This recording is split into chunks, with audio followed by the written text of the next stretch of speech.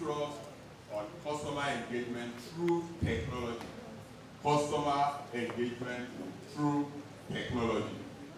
I'm going to make it interactive because I believe that every one of us will make use of technology at one point or the other. There is nobody in this hall that does not make use of technology in one way or the other. The use of technology, and it goes a long way helping us, right, to do one thing or the other. Now, I start with this. The 8, it says, your most unhappy customers are your greatest source of learning. Your most ungrateful or your most unhappy customer are your greatest source of learning. If your customer is unhappy and the customer one way or the other maybe reports you to your management, or the customer sends a nasty mail to your management one way or the other, my people, what we are saying is that you've got to learn one thing or the other from what the person has done. Maybe that the person wants to actually make you a better person. There is also a public scene on the magic of service. It says, magic happens when companies close the customer experience gaps. Magic will only happen when they close the customer experience gaps. You will agree with me that as we are from different organizations here, there are one customer gap or the other that we are dealing with. Since I came about 1 hour ago, some of the questions we've even been asking, I can conclude that there are one gaps or the other. But today we want to look at it. What are the things the tool we can also use to close this gap, coupled with what we have learned today? How do we deploy technology? How do we use technology, all right, to enhance this? This is basically what we want to learn today, and I believe that we would go home a different person. Generally, I tell us that customers, all right, they are crucial to every successful business today. An organization that plays with customers play with the organization, because the organization will go moribund if they are not serious with customer management processes. How do you engage your customers from time to time? All right, and you find out that customers are of two different types. Like I wrote here, you have the customer who are either one-off, they are repeat customer. Customer can be one-off, they can be repeat customer. A customer that you just meet, all right, and for that day, that is the end of that customer, it means you are not following up on such a customer. You also have the repeat one, the one that want to say, let me come again, let me come again, let me come again. All right. However, the world has gone beyond us saying we are marketing, we are just doing customer service. What is happening now is that how do I engage customers? How do I also retain this customer? It is one thing for me to acquire customer. It is another thing for me to engage the customer. And ultimately, what you need to do is to do what? To retain the customer. So there is need for us to actually do that.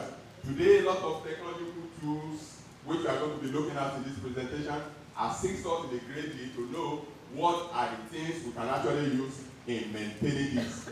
Now, the age we are now is the age we call digital age. This is the time that we need to deploy what we call artificial intelligence. If you say you have a contact desk, if you say you have a CRM solution, what are the things that happens at the back end? These are some of the things we want to know, I want to learn in this course, and I believe we would understand quite a number of things. Now, I give this to us. It says, customers have so much power now. Knowing your customers and understanding their needs has become critical to success. If you know the needs of your customer, all right, you know the needs of your customer, that is very critical to your success. Companies must realize that they are no longer competing against the guy down the street. They are competing with every other experience a customer has. Every other experience a customer has. Customers have different experiences. That is what you are competing with. Convenience and ease are the pillars for a great engagement, and artificial intelligence can supercharge them all. We are going to be looking at some of these things within the short period that I have. You may ask, what is customer engagement? I know we have dealt with so many things today. Customer engagement is not about you saying, you actually want to do, you want to create an impression to your customer as possible, and the customer checks out. Customer that you engage and checks out after the service rendered to him or her, all right? In that case, you are saying their improvement is created. But if you look at this, it says customer engagement is the ongoing interaction between company and customer, offered by the company chosen by the customer. It is an estimate of the degree and depth of visitor interaction against a clearly defined set of goals. We're going to be looking at some of these things and see what we can do. Like I told us before, you've got to acquire customer, you engage customer, and you retain customer. Every one of us seated in this hall, I believe we work in one organization or the other. It is our ultimate aim as a customer service officer, as a front desk officer, all right, to ensure that it goes beyond acquiring customer. Even if your customer base is 10,000, if you are not engaging them from time to time, there is no way you can retain them. But the issue is that for you to retain them, the center point, which is engagement, plays a major role. I want to look at it for you to engage them. How do you use technology to actually drive this? All right, this is just an appetizer for us. You can please read this one. Now, let me just keep this one because I've got this. Now, I want us to look at this slide. It says, highly engaged customer brings in 23% more revenue for an organization. Highly engaged customer brings in 23% revenue for the organization. Satisfied customers are 60% more likely to recommend or promote a brand. This means both new and repeat business or repeat customer, as the case may be. So you want your organization to move forward. Like a question that was asked the other time, that if you have a customer, all right, how do you actually retain the customer? If there are challenges that have been happening, what should your organization actually do? What we need to do are some of the things we'll be looking at in this talk. I want us to look at this simple chart. It talks about the world evolving trend, about the digital future. Everything that we do today now is digitalized. Every one of us in this room, I'm sure each and every one of us, we have phones, and if we actually open up our phone, you have a lot of applications that you have downloaded here. Maybe you use some of them in getting across to your customer, all right? You say you have a global village where you don't need to physically maybe carry out some things. You can do them through the technological tool that is in your hand. This says that customer engagement, in terms of the trend, that have the biggest impact in the banking. It says customer engagement takes about 58%.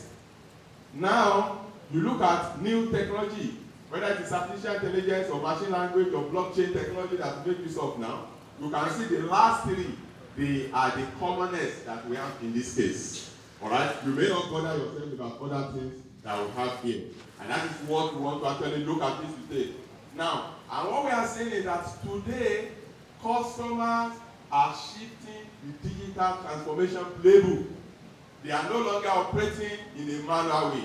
They are now operating in a digital way. Customers will ordinarily like a solution where they go to an organization who has automated their processes. If the operations of an organization is automated, you find that the kind of service you'll be rendering will be different from the ones that are still doing it in the traditional way. Yes or no? Yes. And we're going to look at it. What are the things you can actually do, all right, within the few periods that is given to me? Now, the question before us today is that where is the focus today? Is the focus, is it on customer engagement? Is it on technology? What do you think? Where is the focus today? Is it on technology? Is it on customer engagement? What's our answer? Technology. The focus is on the two.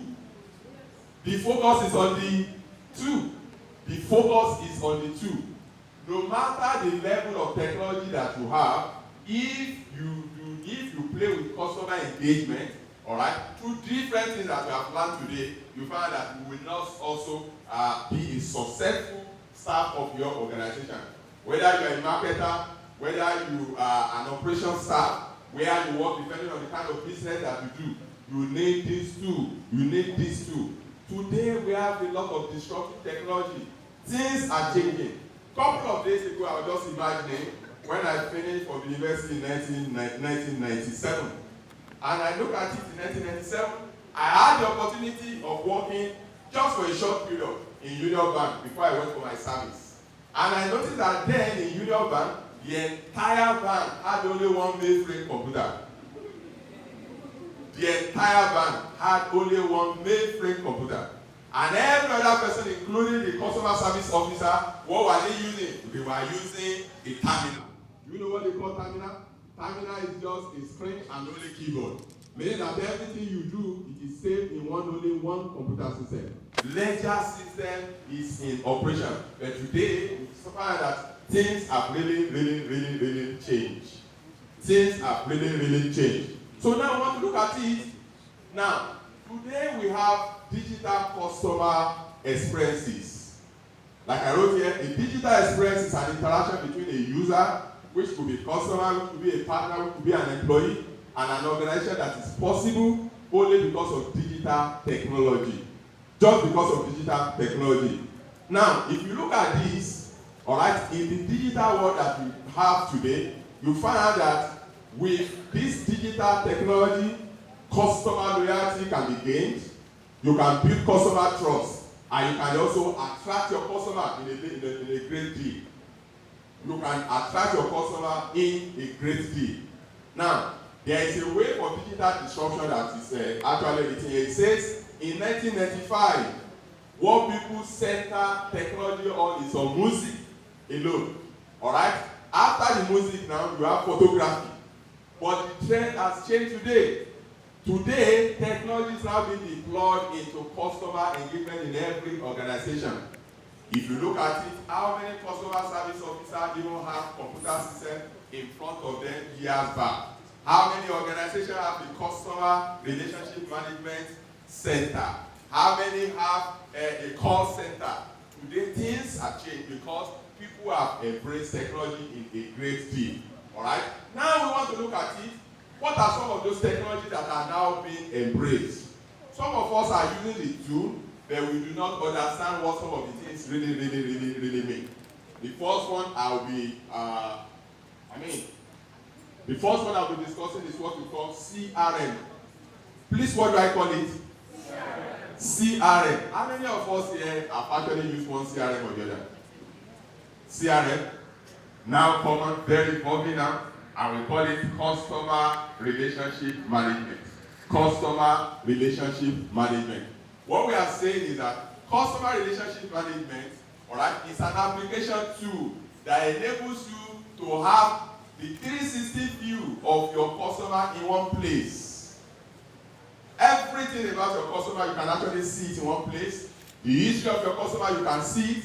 What your customer did yesterday, what your customer did today, you can see it. And I will use an example maybe in the banking sector, one way or the other. Let us assume the customer have opened his or her account 3-5 years ago. This customer, he took a loan. At one point or the other, the customer may develop a problem.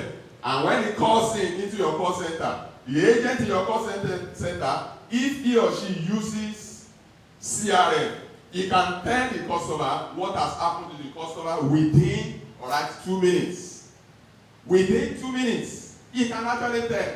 He can tell the customer that, sir, 6 months ago, precisely January 27, you had a fixed deposit of 200,000. This 200,000, the bank pay you 1,500 naira as your deposit. And in 3 weeks ago, you also carry out one transaction. Customer will say, wow, what is it? How did you get all this information? That is what the CRM can actually do. The question you now ask, which is in alignment with this course, is that what are the technological tools that are involved, in deploying a customer relationship management? Number one thing that you need is an application that is called Microsoft Dynamics 365. What do I call it? Microsoft Dynamics 365. You need Microsoft Dynamics 365 if you must make use of this. Thank God I've just told us something about Bill Gates. It's also one of the Microsoft products. Every CRM makes use of this it makes use of this technology. All right? You have back-end application tools, which may involve C#, Java, maybe your Oracle database, your SQL, and of course, you need a bespoke application.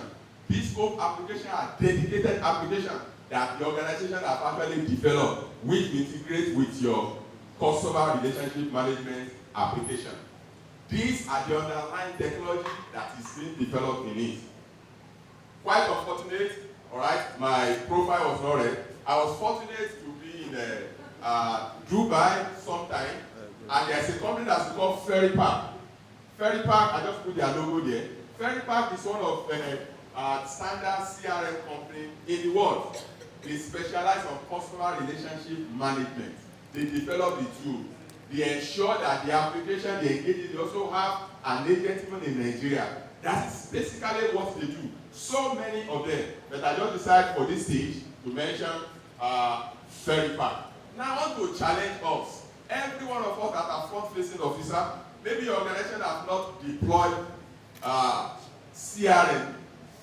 You can actually challenge the organization that in this kind of training that I went for or conference that I went for, I learned about customer relationship management.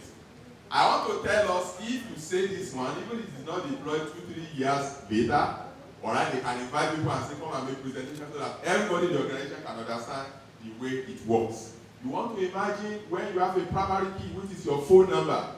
My phone number is 003-5875914. If you call into a CRM with your unique number, which is your phone number, every detail about you will pop up. And when it pop up, customer will say, wow, what kind of magic is it? That is the power that a CRM has. All right, and I believe we will do something regarding that.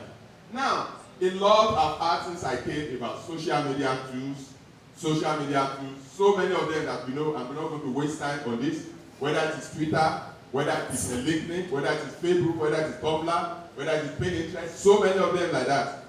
We want to use them for business to business or customer to business, transaction one way or the other. The technology, underlying technology, which this social media make use of, they are the interactive web, all right? You must have an internet access, even if you are accessing it on your phone or any other device. You must have your digital photo, video. You must also have what we call user-generated content. All these, the manufacturers of the phones that we use, they have already embedded it into the phones that we make use of, or the device or the laptop that you use. You don't need to bother yourself. But the essence of this training, of this topic, is for us to know the underlying technology that is used each time we are making use of that. And as we all know, what you use social media for is so wide. You want to like a customer, and as a customer service officer, you are liking the customer, you are engaging the customer, you are sharing information with the customer, you are following up with the customer. I so much like it when one of our speakers told the sister the other time whether you have a social media platform that you are using to reach out to this customer. And I want to tell us, she's bold enough to have asked that question. And many of us in this room will have that kind of challenge. Don't say because your organization have a department that is corporate management doing this, you must have this one on your own. How much do you pay? Pay the 1,000 data for a month, and you can reach out to more than 500 customers, and they bring in something will go a long way helping you. So I want to challenge us that we need to increase, all right, and our usage of social media when it comes to that. And we all know some of the popular social media network that we have. In US, all right, see the statistics of the users of social media call center, and I noticed that their call center in VI in Lagos is as big as this room. And you will not believe it, they have 47 agents and 10 supervisors. And contact center alone is being managed by an AGM in the bank. 47 how many agents? 47 agents. And what they are saying is that all our branches across the globe, once you have a question, once you have a problem, what you need to do 24/7, call this contact center and you get response. I was also fortunate in Abeokuta. I visited Airtel contact center. I have Airtel MiFi with me because I just have passion for them. In Abeokuta, where they have their call center, they have 203 agents. And that is why whenever you have a challenge, you can easily call them. Alright? Whenever there is a challenge, you can easily call them. Sometimes, just about 3 weeks ago, I was robbed in front of a National Assembly. We all know where National Assembly is. I mean, my car just had a problem, and while I was waiting for the mechanic, the clutch went down. 3 boys just surrounded me, and they said, "Oga, if you don't cooperate with us, we are going to knife you." They brought out knife. I did not even say anything. They just said, "We want your money, we want your wallet, and we want your phones." I didn't say anything because there were 3. Cars were passing. I just handed it over to them. That happened around 7:38 in the evening. What did I do? Immediately I left that place after I moved away to reach out to my wife. I just quickly went to some of these places. Alright? When I got to the Etisalat office, they were just about closing. But they were helping enough. They blocked my number. And I said, after this, next thing I need to do is to be calling all these banks. I was lucky. The diamond bank that I told you, that same night, what did they do? They blocked my account. And what did I do? I called the contact center. I was lucky, I called Zenith Bank. What did they do? I also called the contact center. I was also successful. It was only one bank, I don't want to mention the name of the bank, that I was able to get the next day. What are we saying? There's a lot of power when you use contact center technology to drive your business. It will go a long way when you can actually do that one. These are some of the different ones that we have around us. We have Phonality, we have 3CX, we have Aspire, we have the IVR technology, we have Amerio, we have Fusion, we have Cisco. So many of them like that. I don't know what you are using in your own organization, and I'm not here to preach any. I'm only telling us that these are the different types that we have. And when you have a contact center, so many underlying things are also involved in it. You have your E1 line. If you are not technology savvy, you may not understand some of the things I'll be saying. You have the E1 line, you have the dedicated internet access. And it will go a long way helping you. It will go a long way helping you. Few weeks ago, I went to one hospital. I will not mention the name of the hospital. And one of the officers did not behave to me very well, one of the front-facing officers. I expressed my annoyance, and I did that intentionally because I want to see what will be the response. Yeah. It's something I can actually overlook. You know, they do mystery shoppings. I've been involved in mystery shopping, and I will tell us I also made some money from that. And honestly speaking, I was so impressed. This organization, the next day, I just had different calls. We are sorry about what happened yesterday. We are sorry about what happened yesterday through their contact center. We are sorry about what happened yesterday using this tool. Fortunate enough, the next 3 days that I went to this hospital, immediately they key in my ID. It's an hospital. It popped up on their system that they need to say sorry to this customer. I mean, I was so impressed. When I got to the office, I told my ED, I said, something happened today, I was so impressed. And this is the level each and every one of us should basically get to. What do they use? It is the power of this technology, contact center solution. So many things to learn there. If you look at it, this is the topology of contact center. So many underlying things that you need in it. You've got a gateway server, where you define all your IP addresses, your web server, your application server, your database servers, your UCS, which you call Unified Communication Server, your analytical tools, different things that will happen. It's only the front facing that we make use of most times. Then you have all these things in operation. Now, having said that, another thing which is very important, which every one of us use to some extent, is what we call omni-channel delivery platform. Omni-channel delivery platform. This is just the general name that we make use of it, that we call it rather. Omni-channel delivery system, omni-channel delivery platform. Most times you find that financial institutions, other financial institutions, which we call office, they often make use of this. And what are we talking about? This omni-channel delivery solutions, it offers a platform to manage seamless, consistent, and engaging customer journey across all touch points and provide the richest channel covering. Some of these things include your mobile banking. It includes your internet banking, it includes your mobile wallet, it includes your contact center solution, your ATM and kiosk banking, your agency banking. All these can be used to actually reach out to your customer. It can be used to reach out to your customer. We refer to them as a omni-channel delivery platform. Today, so many things we can actually carry out, all right, on our mobile banking. You can do so many things about it. What are we saying? If you are in a financial institution, what will be at the back of our mind is that our mobile banking should just use it to say, let us transfer money, let us pay bills. But you don't know that you can actually see your corporate management unit. There are news they can be put in there. There are new products you can ask them to push into it. Each time the customer opens the page, those are the things that will come up first. For you to reach out to 10,000 customers, for you to reach out to 100,000 customers, there is no other solution or application you can use other than this omnichannel delivery platform. You can be in the comfort of your office, you can be in your small cubicle and reach out to so many customers that make use of this. And basically that is what we are saying. I want to believe some of us have been making use of this in a great day. It will help us, all right, a lot. Am I communicating?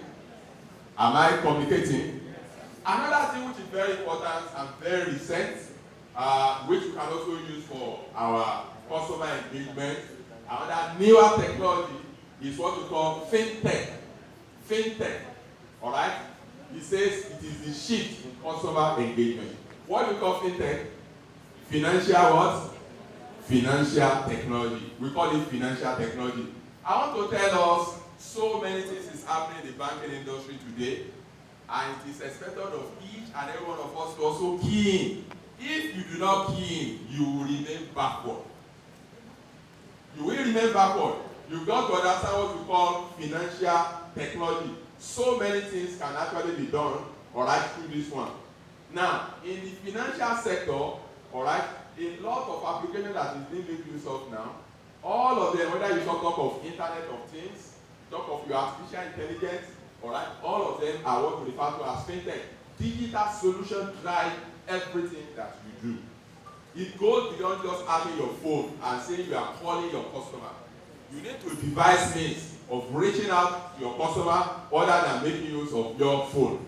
Then, one of the subsets of this is what we now call artificial intelligence. Artificial intelligence.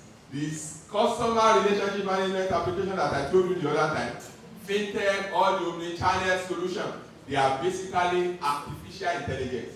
And artificial intelligence means what? It means making your devices to behave as if it is human being. If they want to prevent bad debt from customers, what they need to do is to deploy solutions that will leverage on artificial intelligence and also practice customer engagement very well. We found that there will be lesser, debt, all right, that the customers will actually have. So it goes a long way helping us. Another solution which we have is called chatbots and virtual assistants. Not very common in Nigeria, and I want to tell us that we've been using it just that it's used in a different way. All right, we call it chatbots and virtual assistants. Virtual assistants, these are another tool you can use to also reach out to your customer. Like chatbots enable banks and financial service companies to deliver efficient, personalized, and responsive service to customers at a minimum cost. Chatbots are available 24/7 and are capable of matching customer queries quickly to solutions. You want to reach out to your customer, you can actually make use of it. One of the things that happen with chatbots today is that maybe you have a center, an office, and it's just a small office that you want and that you have, and you want your customers to be calling. Today, there are solutions that is in charge, that is in form of an hardware, which will just be placed by the wall. It is called self-service solution. Customer will go there, instead of them attending to you physically and say, Mr. Abubakar, the last time I operated this account is this. Let the customer go into it. Once they have the primary key, put in the information there, and to start asking the customers questions, and it is giving them answers. That is what the chatbots and virtual assistants can actually do. So it's another solution that we have. Today we also have biometric-based customer ID. This is very common, and it is evolving. Some doesn't use it. With biometric-based customer ID, once the customer, every customer that you have, as at the time you acquire your customer, you ensure that these customers are registering. Once they are registering, their biometric, their fingerprint is being taken. These fingerprints, remember there is an algorithm that controls it, just like what we use with our BVN today. My BVN can never be the same with another person's BVN, the fingerprint on the BVN. You can use this one uniquely to also identify this customer. And you can transform a lot of things and take a lot of decisions. This is another thing that is actually happening concerning this. Okay, 5 more minutes? Alright, so you have this one also happening. This is another technology that you have. There is another one that is called robo-advisor or chatbots, which is just like the one I explained the other time, which you can also use in engaging your customer. Now, another one we have is called Internet of a Thing. Internet of a Thing. This is what me and you use on a daily basis. The Internet of a Thing tells us that every application we use today, every device we use today, they are connected one way or the other through the internet. Your phones, even your TV today, alright, the devices you have, all of them are connected one way or the other. And you can use them in engaging your customer in a great deal. Maybe the organizer will share some of these things with us so that we can actually understand the way they have. But let me just stop on this note. Another one which is very important, and I've had one of the speakers, the organ that sat here during the panel, was the man that sat here. He spoke about big data, Salawa. He spoke about big data analysis. The trending in the world today is on managing data. We call it big data analysis. Where you work, customers come every day. Maybe the information they supply to you just on paper. And once they supply the information to you, you do not capture it to the system. You do not make use of the system. You don't make use of that data. You don't transpose the data. We are saying every day, each and every one of us will generate data. There is a big data analysis that you can use today, all right, to actually engage your customer. And when you carry out all this, it can result, depending on the nature of business that you are doing, it can result into cost reduction, all right? It can result into faster, better decision making, and your service delivery will also be a magical one. When you make use of this big data analysis, so many of them that you can actually make use of, and you have different technology which are underlining, all right, in it. Then the last one is called blockchain technology. Blockchain technology. How many of us have heard of blockchain technology? Blockchain technology, very new, is actually very new. Very new. All right. Today, one of the questions that was asked is around security. One of the fastest and most secure technology you have today that handles security very well is blockchain technology. I want to encourage us. Let's read some things on it. Let us see how institutions can actually make use of blockchain technology to move their organization forward. Two of the benefits I wrote here is that with blockchain technology, you can use to improve access to disadvantaged customers, making businesses more accountable and increasing security in all kinds of business customer interactions that you can actually do. So you can do quite a lot about it. I'll please stop there. Thank you very much.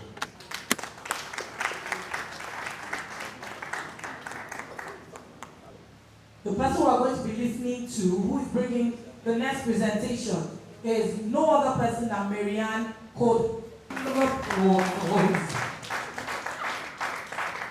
Contact centers are more or less the backbone of the customer experience.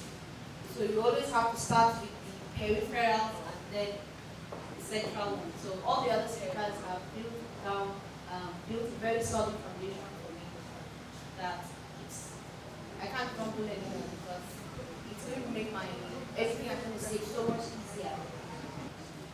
So the idea behind contact centers generally is to make sure that your customer gets the best experience that is customized to meet their need.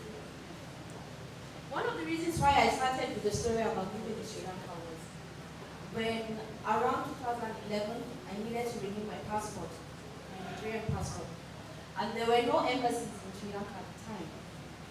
So I called and this is back, as I said, 2011. I was probably the only African woman at the time living in Sri Lanka. I mean, especially Nigerian women. There were a few, like Sri Lanka is a small country with a population of about 20 million people, very few people. So very few Africans are there. And almost no Nigerian, especially females, were there.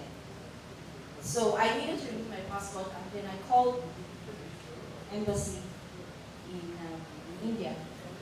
And I heard a Nigerian accent after almost 5 years. And after I was so happy. I felt like, oh, Nigerian accent, and somebody sounds so familiar. I'm at home. So that's the experience that contact centers give your customers. When you call them, when anybody calls your client, they have to make your customer feel at home.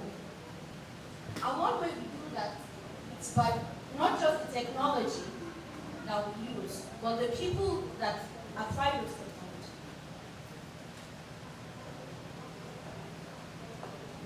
The BPO industry, I'm sure we've heard about it, means business process outsourcing.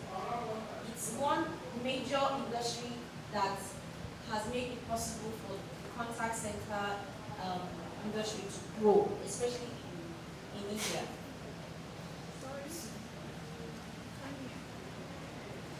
India is a very good case study of the BPO industry expanding majorly on the backbone of contact center technology. So, for some banks which I won't mention their names, their contact centers is still in India, even though their clients are in Nigeria.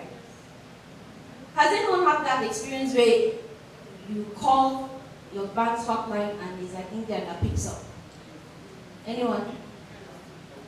I had almost every, yes, thank you. Almost every room I'm inside, I have met someone that has had an Indian pick up their call and give them, this information that they need regarding their bank. So there's nothing wrong with obviously having Indians pick up your calls, but I think it would be nice to have someone, local, pick up your call, and if possible, speak to you in the local language if necessary. And that's what we try to provide. Contact centers that are based in Nigeria. We try to give our customers a Nigerian experience. So when we talk about the BPO industry, there is voice and non-voice. So voice has to do with everything that, let's start with non-voice, okay? Non-voice entails email marketing, making reports, basically anything that doesn't have to do with speaking to your customers. So you can still engage with your customers in a non-voice format. Social media engagement is an example of a non-voice engagement. So we have email marketing,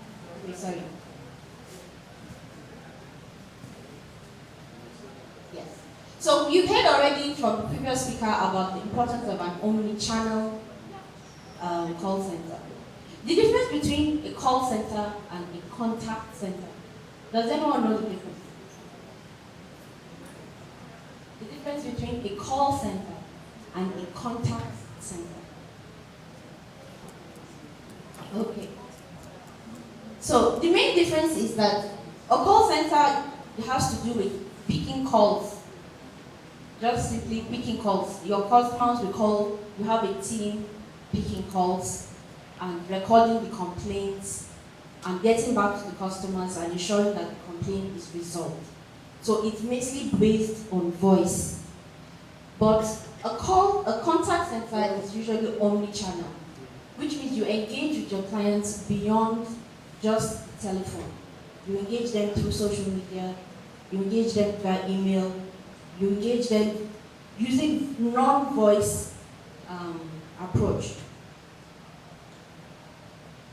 So, I started with the multilingual angle because it's one of the biggest selling points for contact centers. You make sure that whoever calls your organization has the option of speaking whatever language they're comfortable with. Some call centers also have pidgin English, not just normal pidgin English. Even like if you're talking to someone from Warri, for example, we will get the versions of pidgin English that will be applicable. If that's where your client base is, you have to make sure that it's multilingual. And the technology that you use, a lot of the misconception people have about call center, you go to some organizations, they'll be like, no, we have call center. What are you talking about? What's the big deal? We have call center. You enter there, it's just telephones, GSM phones on the table, and people sitting there. And you just feel like busting into tears and crying because that's the opposite of what a contact center or a call center is supposed to be. A call center is based on a technology that can handle an average of 4,000 calls within a 24-hour period. I was with a client yesterday and was telling me about their organization's call center. So I'm like, okay, what's the number? Let me call it. So I called it. Nobody picked. So I didn't have to say anything to make the person feel bad. But in an ideal situation, there is no such thing as nobody is picking the call, especially if it's within working hours. But there are also 24-hour call centers that should be available no matter the time of day. Then the interactive voice response is basically giving you an option to pick the language that you want. That one we are all familiar with. If you want Hausa, if you want Igbo, that's the basic form of IVR, but it can be modified in other ways. Then the CRM is what the earlier speaker said. The thing about contact centers is that they don't just pick calls, they record who the person is calling, who has called, why they have called, and their complaint, what their complaint is, and then you keep track of their complaint resolution. Can anyone tell me the percentage of complaint resolution in their organization? How many of your clients who have complained, what's the percentage on the average of the clients the issue being resolved? Does anyone know?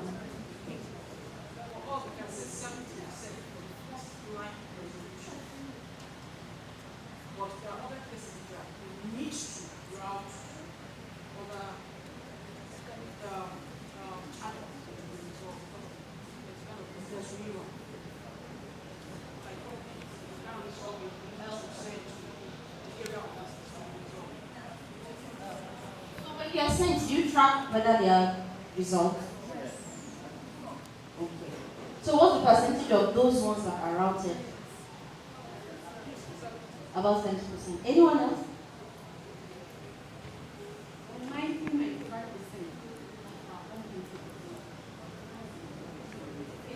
5% is a good figure. Anyone else? Okay. So if you're not able to track how many of your customer complaints are resolved, then your customer experience engagement is flawed, basically. Because you should be able to measure, okay, this month, 95% of our customer complaints were resolved. Next month, 80%. Then you'll be wondering, okay, why? Why was only 80% resolved? The idea of no drop calls is that there is no such thing as somebody will call and nobody will pick. A proper contact center has almost paramilitary discipline. The agents are supposed to sit down, pick those calls, and do nothing else but engage with those customers. They are not even supposed to use their personal phone. It's almost paramilitary discipline because they sit there and they have supervisor, they have a floor manager. So people are always monitoring them. Another big selling point for contact center is the fact that Nigeria has a very large number of people who are using GSM, mobile phones. You might not be able to find a lot of people online because our cost of data is still expensive. Some people don't spend much time online. And if they're online, it's mostly they want to watch Emanuela or some funny thing. They don't want to do anything serious on the internet. So, mobile phone, despite all the trends and all the major trends, mobile phone technology is still the most accessible technology. You can reach anybody in any rural community using a mobile phone.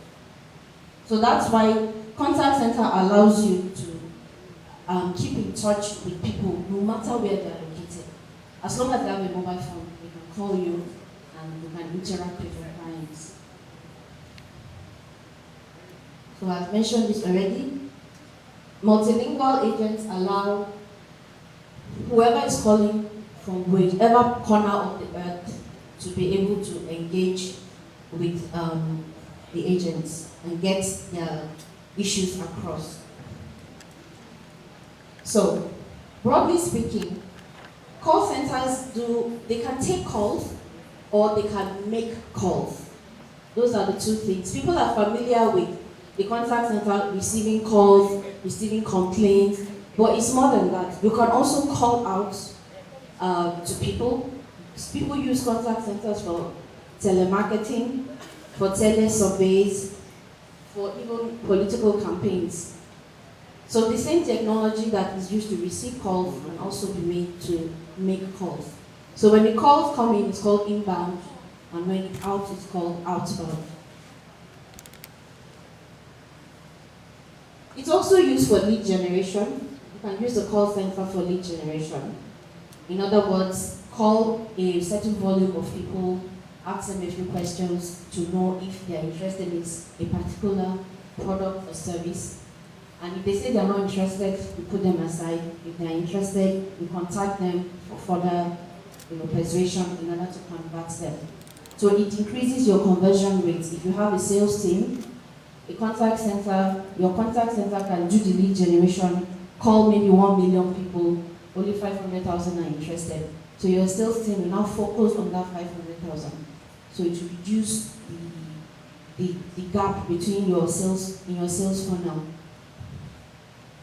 My favorite part about contact centers is the business intelligence and analytics. As a researcher / academic, anything that has to do with research and data analysis, we get all excited. It's like a child in a candy store. The best thing about having a contact center with proper technology is that you can keep track of the data of your customer engagement. You can tell, for example, the sex of your customer base. Are they male, are they female, the percentage? You can tell their location. You can tell their preference. All of these things is only accessible based on the CRM. So if, for example, you tell your agents, whenever somebody calls, ask them, where are you calling from? What do you do for a living? What's your income range? Those kind of things. You have to stipulate the information you want to extract from the audience. Then, over a period of time, after 2 months or 3 months, you find that you have useful business intelligence about your client and customer base. The important thing about contact centers is that they are not supposed to resolve the problem completely. They are only there for first level support. There will still be another team that if the contact center cannot solve it, they will route it or escalate it to the relevant places. So report analysis, I've also mentioned about that. And as I said, the contact center can provide a broad range of channels. We try to go beyond just call centers now into contact centers, because it's not just, okay, call me on the phone. No, we want you to engage us through our website, our live chat. We want to be able to respond to your message via Facebook, via Instagram, to comment on your tweets. So it's broad.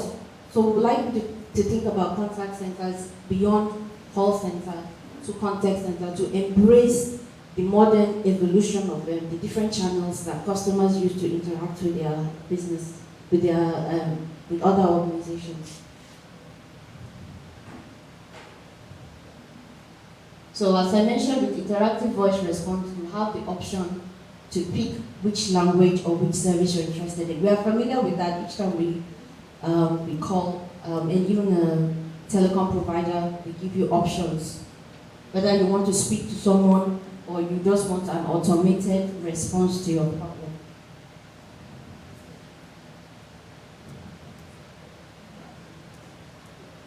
So for inbound calls, as I said, is usually when somebody calls in wanting a specific problem solved. The main challenge about call centers is that if you want to do it properly, it's very expensive. The server alone that you need to store, because all this information gets stored on the computer, is not based on just GSM technology, it's based on computer, like voice over IP technology. So you need an IT expert, like the one who spoke earlier, you need him around all the time to troubleshoot. You will need 24-hour electricity, because server is a technology that it cannot crash. There's no such thing as there is no light for 1 hour. The server will crash and millions gone down the drain. So you need constant electricity supply. That's why energy management is essential to have a contact center. It's not, some people are very ambitious. They feel, what's the big deal? It's not just to keep 10 people in the room, let them be picking calls. They have no idea what they're getting themselves into. Because there's the technology at the back end. There are the IT experts that have to maintain that technology. And you cannot have downtime because your computers will crash. There was a time we were having a bit of a challenge with our generator. 6 computers crashed within 2 days. The server crashed twice. So you have to balance when you are setting up a call center, don't think, oh, it's just about, let people come and call me and I will resolve their conflict. It's a lot more complicated than that. For outbound calls, sometimes you may not want to have a call center to only receive calls but to make calls. Making calls is more expensive because you're the one spending on the cost of call credits. As opposed to when they are calling you, they will spend their money to call you. But if you want to call them, it's also an additional cost on you. I know someone who wanted to reach 1 million people, and he came to almost like, for a political campaign, and he came to almost like 15 million. So you'd be like, is it really worth it to use 50 million to be calling people? So outbound is very, very expensive. Even though the call credit is still cheaper than GSM call credit, but it's still expensive. So the benefit of call centers is that it's much more cost effective. Having a team, it basically works on the concept of marginal returns, as they say. When you have a large volume of people doing the same thing, it's cheaper than just having them selectively in separate places. So it's way more cost effective. The communication is more effective because the team is effectively trained to answer calls. So definitely there will be more caller satisfaction. You'll get a periodic reports on what's going on in your company. You will also get data for decision making, actionable data. And there's maximum productivity that is definitely guaranteed in the call center. Because I remember another client telling me that one of the challenges they have with their own call center, some people, when you call, they'll tell you that, please call me back, or I'm on transit. Or call me back, I'm on Okada. And I just said, please, can you not tell anyone that that's a call center challenge? Because it's the height of professionalism. Or if you claim to have a call center, if you claim to have a hotline for customers to call, 2 big no-nos in the sense that 2 big sins or offenses is 1, is nobody to pick the call, and 2, which is worse, they pick the call and tell you they are on transit, call them later. Which kind of call center is that one? It's not call center again now. Don't even call it call center. Just say, contact number, call me on this number. If I'm available, I will reply you. Don't say, it's a call center, but sometimes I'm on transit. Transit to where? Why is it called? When I hear that, I just get goosebumps because it's the height of unprofessionalism. It reverses the concept of a call center. So a call center means the person is sitting there and receiving calls, period, doing nothing else, not checking emails, not checking on their relatives, not getting up to file a document. So if you ever visited a well-equipped call center, you will see that they are so trained, but they are not allowed to sit for more than 6 hours. They get 1 hour break to stretch their legs, and then they are also on shift. Another interesting experience I had was somebody who wanted to have a medical call center. In other words, he has an emergency service and he wants to use call center. So I said, how many people do you want? Then one person. So you want one person to be on call for 24 hours. How? That's not a call center now. That's who will sit down. You can't, it's not even medically advised to make somebody sit down for more than 6 hours. You understand? So there's a lot of misconceptions about what call centers should be in terms of quality. You know, although we are used to trying to be like, oh, let's just do it anyhow. You can't if you want to, what I always recommend clients is, if you can't do it properly, just leave it. Just say, okay, we don't have call center, but we have a contact number you can call. Nobody will hold you. But the moment you call it a call center, there are certain quality assurances you have to make sure. And one of those is somebody is always there to pick the call. That's the basic. Whether you want to be multilingual, whether you want to use your data for analysis, you know, all of that is just extra jar. But the basic one is someone needs to be there answering the call in a courteous manner, in a patient manner, and no matter how irritated the client is, you professionally calm the customer down. So that's the main summary because everybody is exhausted. So I'm going to keep it short. I had a couple of case studies I want us to look at, but I think we'll stop here and we'll take any questions that you have. Thank you very much.